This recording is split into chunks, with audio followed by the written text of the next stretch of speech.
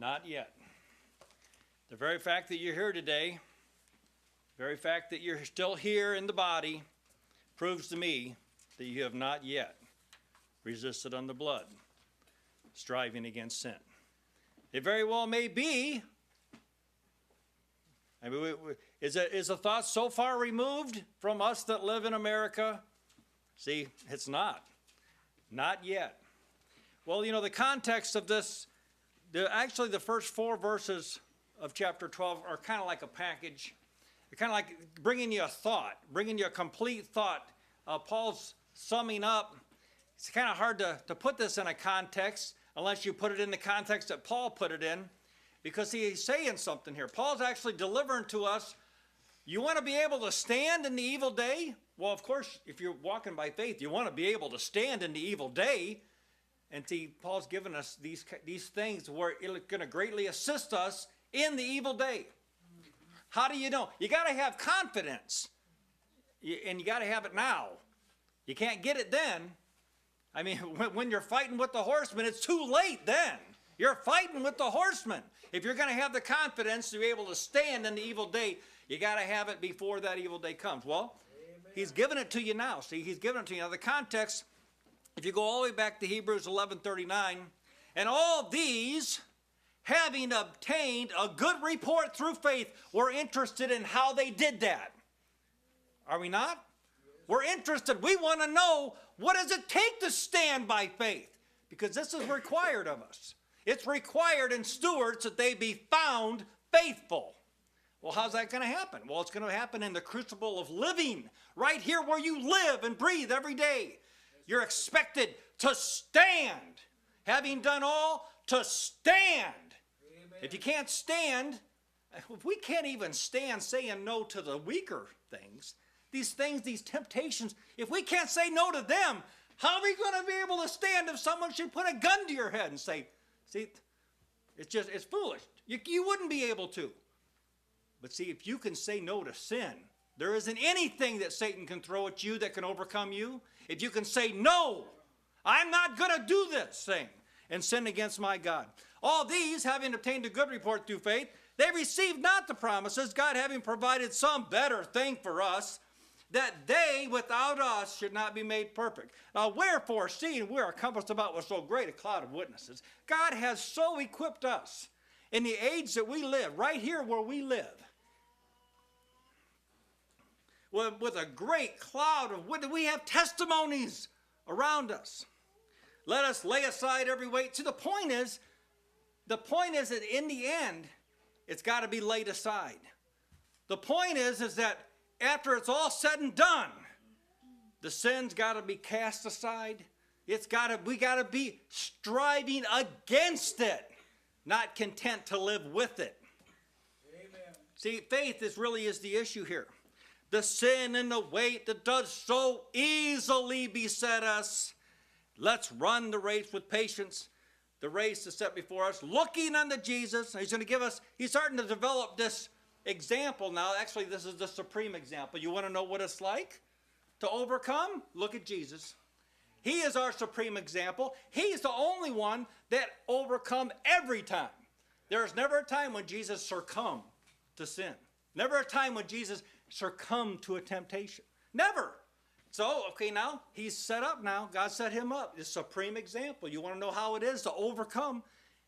Look at Jesus. Look unto him. He's the one that has the power. Actually, it's going to be in your view of him where you find the strength for you to overcome in your daily battles. You'll be victorious over this present evil world while you're looking at Jesus.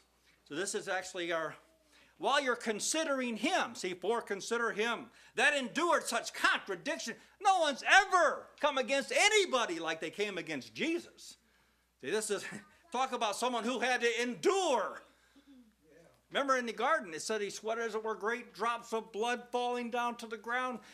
No one's ever been tempted like Jesus was tempted. He endured it. Amen. He endured it. Now he's seated at the right hand of the Majesty on high. You see that Paul's developing this perfect example, this testimony that can be held up. What trial are you going through?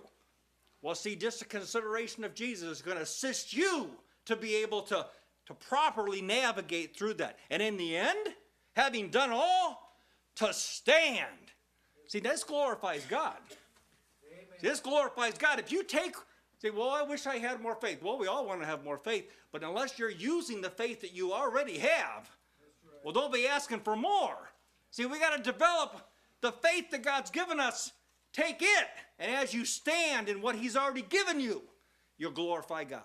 This is the victory that overcomes the world, even our faith. If you have it, if you have faith, it has to be determined whether or not you have it. I mean, James tells us, if a person just says he has faith, is that faith? If you have it, if you walk in it, if you're living by it, you will be victorious. Amen. You will. It isn't like we should. Well, yeah, we should.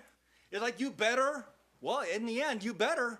The fact is those who have faith are standing against the wiles of the devil. Now, we know that without faith, there isn't a chance in the world that we're going to be able to stand against the wiles of the devil. The devil is more powerful than you are. If you just take it just in your natural stance, just in who you are in Adam, you are not capable of standing against the wiles of the devil. You got to have something that's outside of you if you're going to stand in the evil day. Without faith, we are without the evidence that is absolutely required in order for you to make it from here to there. You got to have more than just what you can see down here.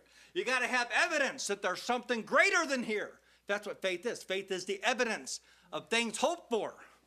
All these saints that we've been given these examples, all the saints that are in chapter 11, you want to talk like that? All these saints had something in common. They operated by faith. They let faith modify who they were in this present world. Faith changed them, changed their decision, changed how they walk. Remember when the angels appeared to Abraham there, and they come up there and they said, "Where's Sarah, your wife?" See, I don't know if I ever seen this. They came to talk to Sarah.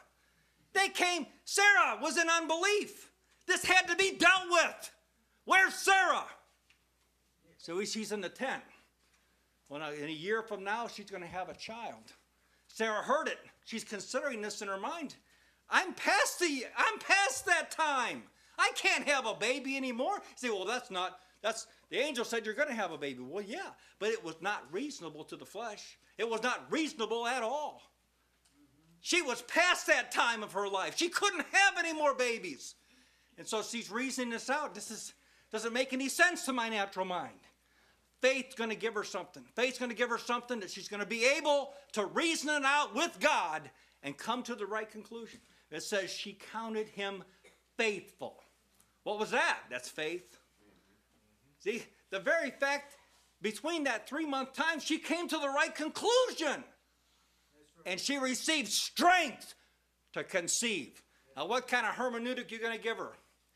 What kind of word of interpretation you're going to give her? Say, well, let me give you this principle, and with it, you're going to be able to properly understand what God told you. She had a principle. It's faith